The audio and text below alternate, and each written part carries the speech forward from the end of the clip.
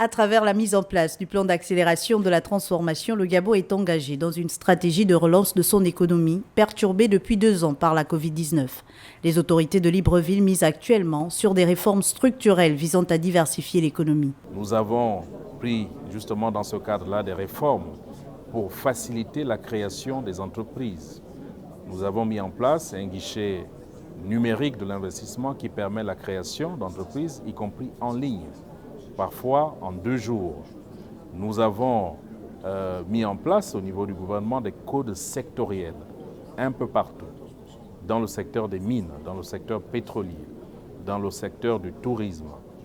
Le gouvernement également a créé des zones économiques. De l'avis du gouvernement, les entreprises françaises présentes sur le sol gabonais sont des niches d'emploi, le Gabon ayant des objectifs très élevés en termes d'employabilité.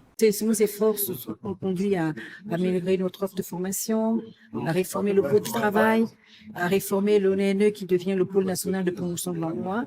Et grâce à nos efforts réciproques et partagés, nous allons pouvoir répondre à cet objectif de performance que le chef de l'État souhaite, de donner de l'emploi au plus grand nombre des jeunes Gabonais.